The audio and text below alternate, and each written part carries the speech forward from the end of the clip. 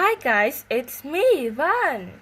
Today we will come back to part 3 of the story A Midsummer Night's Dream from the play by William Shakespeare. Let's start. Lysander really was lost now. The night seemed much darker suddenly, and Demetrius kept moving from one place to another. "Demetrius, come out of here!" he shouted. "I'm here waiting for you," said Puck, in the Demetrius voice. "No, here," he said from another direction. Then he raced through the trees to Demetrius. "Come out and show yourself," he said in Lysander's voice.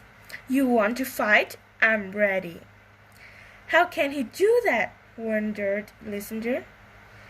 "I run fast, but he is always faster. Well, I can't possibly find him in this darkness.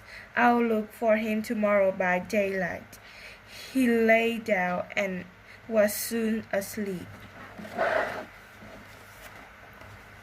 "I need to rest," said Demetrius. "Tomorrow I'll find him more easily." Without seeing Lysander, he lay down close by. Helena wandered in. "I wish this night was over," she cried. "Tomorrow I'll go back to Athens. Maybe I can sleep for an hour or two first, and forget all this." "Only 3 young people?" said Puck. "No, here's the 4th." Hermia looked completely exhausted. "I can't go any further," she said. "I only hope Demetrius doesn't hurt Lysander. What a miserable night." "Sleep, all of you," said Puck. He put the juice on Lysander's eyes. "Tomorrow you will recognize your true loves again, and all will be well."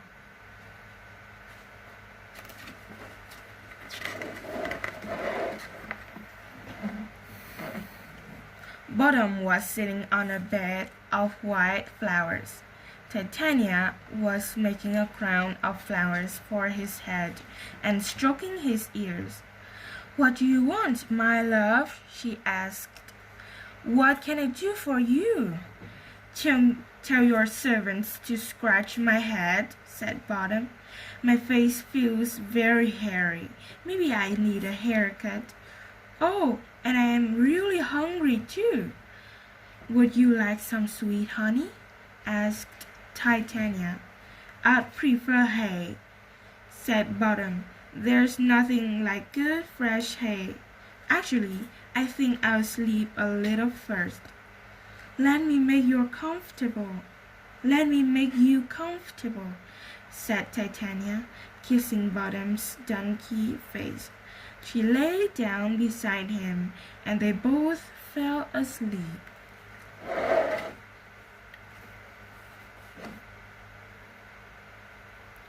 Puck and Oberon were watching. "I'm beginning to feel sorry for her," said Oberon. "I saw her earlier, picking flowers for that monster. She loves it so much. It's embarrassing. I asked her for the Indian boy, and she agreed without question. Let's take the spell off her now, and take the donkey head off that foolish man."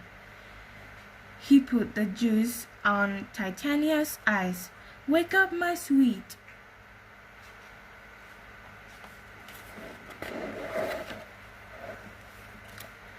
Titania sat up. "Oh, Baron, it's the strangest thing.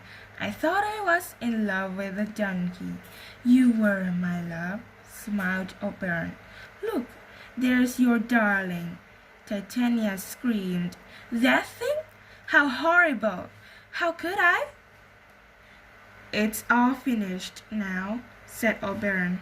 "Puck, take off his donkey head, and tomorrow he'll be himself again." Fairy music played, and the king and queen smiled. They were friends at last.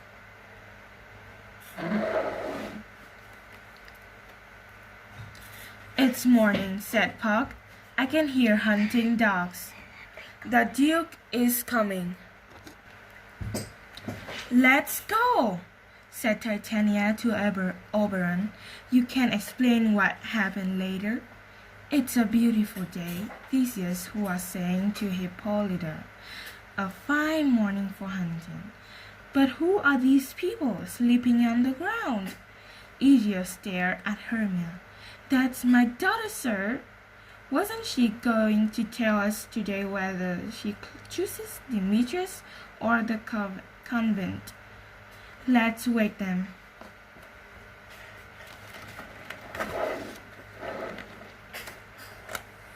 Lysander and Demetrius, Hermia and Helena looked confused, then got up on their knees when they saw the Duke.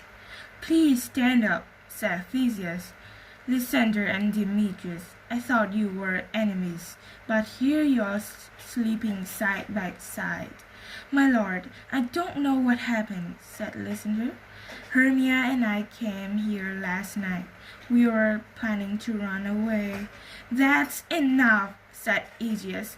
Demetrius, you hear? Theseus, you must punish them. Helena told me, Demetrius said to Theseus. I followed them here, but I don't know how it happened. All my love for Hermia has gone. It's Helena that I love now. Theseus turned to Aegeus. Everyone is happy, it seems. I don't think we need to punish anyone. Let's have 3 weddings instead of 1. Come, all of you, let's go back to the city. In Athens, Quince and the other workmen were worried. So nobody has Sea-Bottom since last night? What shall we do? We can't put on the play without him. Prince, Flute, hurry up, boys. We must go to the palace, said Bottom's cheerful voice. They've asked to see our play. Bottom, what happened to you? Thank goodness you are here. I had such a strange dream, said Bottom. I thought I had. I can't even tell you. You just wouldn't believe it.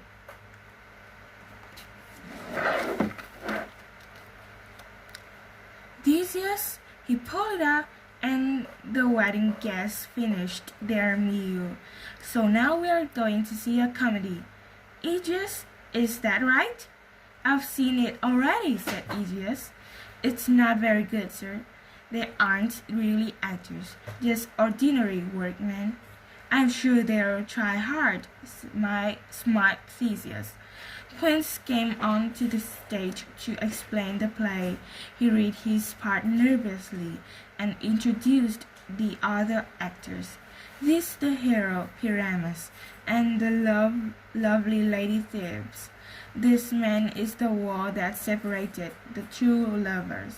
This man with his lantern is the moon, because the lovers met by moonlight, and this man is the lion.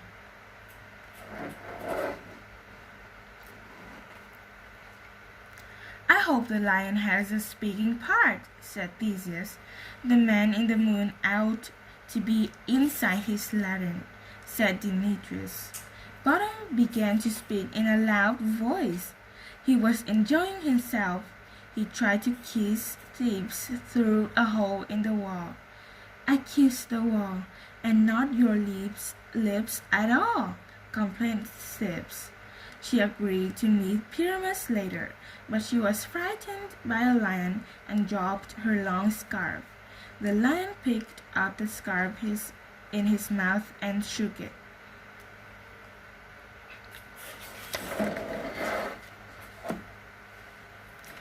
Pyramus came back and found the scarf. He thought the lion had killed Thebes and made a long speech. Kill me, sword, he said, putting the sword under his arm. Die, die, die. I am dying. Now I am dead. thieves found his body. "Are you sleeping, my love?" "Oh no, you're dead." She took his word and killed herself. "Goodbye. Now I am dead too." "This is the silliest thing I've ever seen," laughed Hippolyta. "Shall we explain the play some more?" asked Boredom. "Or shall we do a dance?" "No more explaining, please," said Theseus. "Let's see your dance, and then we'll say good night." The guests and the actors had left, and the hall was dark. A few tiny lights appeared as Oberon, Titania, and the fairies came in. "Go through the house with light and music," said Oberon. "Bring happiness to all these young people. Let them have long lives together, loving each other and living in peace with their families." "Sing and dance and work your magic," said Titania. "Meet me all before the morning light." Fairy music sounded, and they danced out of the room. Somewhere in Athens, a workman smiled in his sleep. He was dreaming of a beautiful lady, of a crown of summer flowers between his long, hairy ears.